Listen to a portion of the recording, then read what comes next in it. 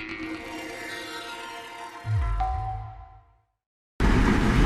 tornado right there.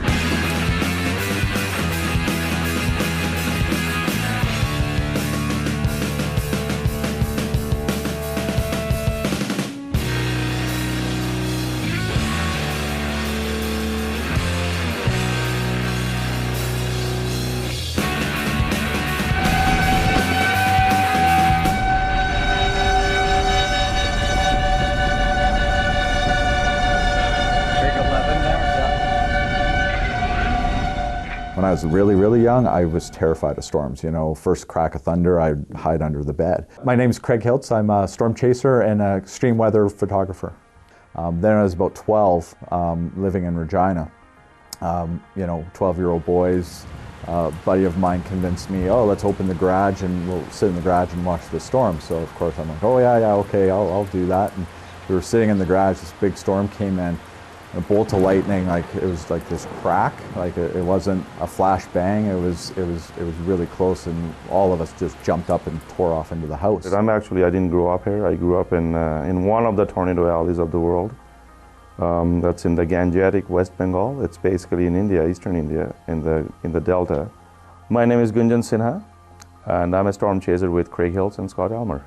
You get some massive storms that I seen every summer that when I was growing up, and they definitely fascinated me, and I used to catch hail. I used to just check them out and wonder what's happening with them. And I think later down the road I actually watched Twister, of course, like any other storm chaser when it came out, and that showed me that I can actually chase these things, right? When we started, there was Gunjan and I, Leonard Vertak, DBC Regina, don't even really know his real name, he just had a handle. Who else was an active chaser? Not that I know of anymore. No, there's very few of us, right? Like there was, back in 2006, there was probably only 4 or 5 people who were actively going out chasing.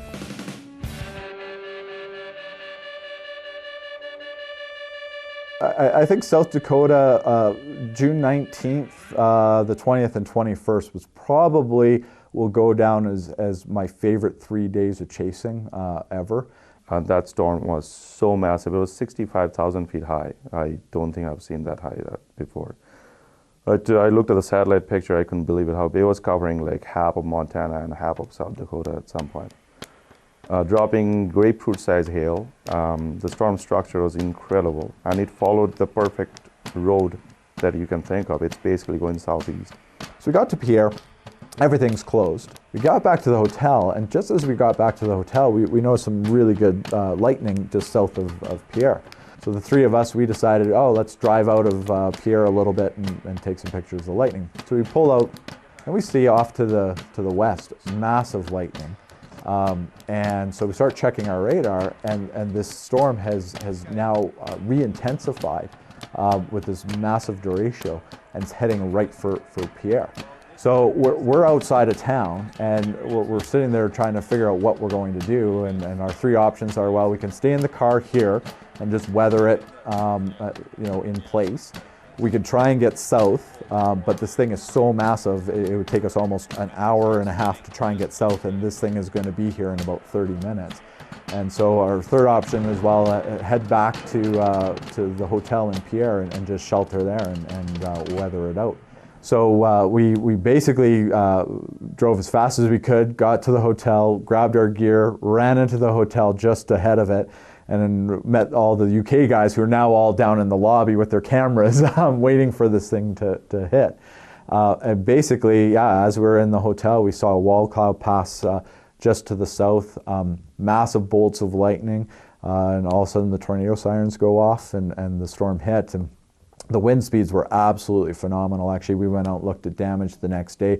There were tree limbs probably 6 to 8 inches in diameter, just torn off of trees, and it caused quite a bit of damage. And actually, we were just looking at the old radar images, and it looks like there was probably a tornado that maybe just passed south of Pierre that day. So, but it's a whole new ball game down there. My name is Scott Elmer, and I'm a storm chaser with Craig and Gunjan, and the secondary driver. you really get to see, like when somebody says there's rotation, you actually see the clouds going like this relatively fast down in the States. Like you see it. You don't have to put a time lapse on it. It spins as fast as most people's time lapses go. And that's when you realize, okay, this is the big leagues. And after a summer like this, I kind of got spoiled because the trip went so well. It's hard for me to chase in Canada now. Craig is a fantastic teacher. The right way to learn is to get to the basics. There are a lot of models that you can use that'll help predict. It takes the summary of all your all your aspects of the storms. It takes that and makes a summary and makes like a program almost that'll show you where the storms pop up. That's the cheating way to do it. I think you have to be well-rounded and you have to go to the basics. It goes back to, we learned from the guys before us, so it's incumbent on us to help the next generation chasers learn and chase responsibly. There's a couple aspects to it. One is just absolutely the love of the storm, but also two, it's being responsible and respectful of chasing. You always have to remember the things we're chasing, while they're beautiful, are extremely dangerous. They affect people's lives, they affect their property. Seeing the tornado, I'm not gonna lie, the first thing I think is I hope there's not a house there. It does kind of scare me, like when we were in Pierre and the tornado sirens are going off, it's bone chilling. It scares you. I mean, we've been on a couple storms where we've been the first chasers without when there's no warnings. I mean, there could be a severe thunderstorm warning, but with no tornado warnings, and so the immediate thing is to call that in. So being out there and willing to call in warnings to Environment Canada, be a spotter for them, and give out accurate information to help them get out warnings to the general public is certainly a big part of what we do. Storm chasing would be you have to basically start looking at the model 5 days before. And then slowly you get closer to the day, the storm you're going to chase. You know where exactly it's going to be. It could be in Kansas, who knows. You're going to go from Saskatchewan to Kansas all the way down there and wait for the storm to form. And that is storm chasing, to have this entire new set of work that you have to do, not just go out there and look at a storm that already been formed before. We chased in Montana into South Dakota, and then the next day we chased all the way down to Missouri, and then we drove all the way back to the, I guess, northwest corner of South Dakota. I don't know how many kilometers it was, but it was crazy. And half an hour after we got there, the storm dropped a tornado. I'd always wanted to get into photography, but I really hadn't done anything with it. And so I went out and bought a really good camera, and I brought it home. I was all proud of it, and I said, okay, this is I kind of explained what I wanted to do, and she's like, no, I want one of those little point and shoot ones. This has got too many bells and whistles and all that. And so then actually during that week, just before I took the camera back, a little thunderstorm came in.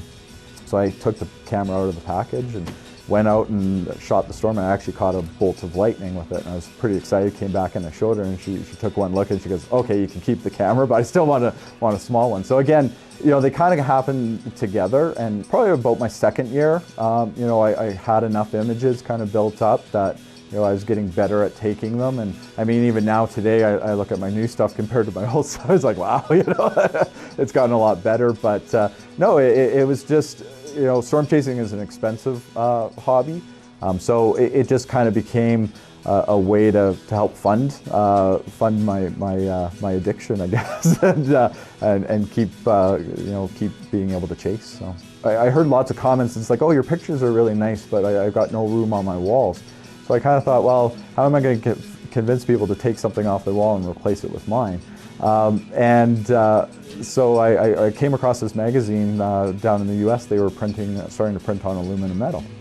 And it sounded interesting, so I kind of got one test print printed up, and as soon as I unwrapped it, it's basically, I almost gasped. Like it essentially brings me back to the moment I took the picture. And I've also had some success with, there's a museum in Montreal that's displaying 4 of my prints in a display there at the Biosphere in Montreal, and I've made a couple of covers of magazines and things like that. So it's you know, it's all kind of, all of the funds from this kind of go into the pot to help me keep chasing, so I don't have to impact my family budget too much to do it. So I think there's a lot out there that, you know, the movies and reality TV skews the reality of storm chasing. And I think there's lots of people out there that think it's about being famous, or you're going to make a ton of money doing this, or you're going to get your own TV show if you're, you know, slap a cool name on your vehicle and go out, you know, chasing after storms. That's not what it's about. It's having that respect for Mother Nature, having, you know, being respectful that it does impact lives, and you know, doing it responsibly. I mean, again, you know, there's nothing wrong with going out and seeing it. And same thing, there's nothing wrong with just admitting that it's like, hey, you know what, I just like the look of them. I'm going to sit at home and enjoy the images from people that are professionals out there doing it, and they can capture those images and share with me after the fact. But if you're going to go out there and actually put yourself in those situations, make sure you're doing it responsibly. Make sure that you've got the skill set that you need to go do it safely. And actually, I think it was Chuck Dodswell, after Tim Samaras passed away, he gave a talk at a chaser convention. And I watched it, and it really hit home for me. He said, you know, all these guys on social media, like shaky videos and, you know, screaming and pointing and all of this, it's all dramatic effect that you don't need if you're just out there chasing storms. He goes, you know, these guys hopped in a little beat up vehicle and drove out there and didn't even probably have very good cameras and camcorders. And they did it because they love storms. And so for me, I went back and I looked at, why do I do it? It's like, I do it because I love seeing this stuff in person. So the selling of the prints and all of that's a means to an end to help fund it, because it's an expensive hobby. But at the end of the day, it's about my love of storms. So I don't need a team name. I don't need big graphic on my car. You know, my car is pretty obvious as a storm chase vehicle, but it's more for the safety factor than well, it looks cool. It's practical, and it saved our windshield on more than one occasion. And I don't have to worry about coming home to my wife with a banged up vehicle. So it's like we can have the dents and their memories too of some great storms. So I think our teams, I think we've got a really good solid team together, and I hope I get to chase with them for a lot of years ahead, because you know, we probably had our best year of chasing this year, and we caught some great tornadoes, we caught some great storms. We got some great images and some great memories. So hopefully we'll keep doing it and keep going, and just get better and better as we go.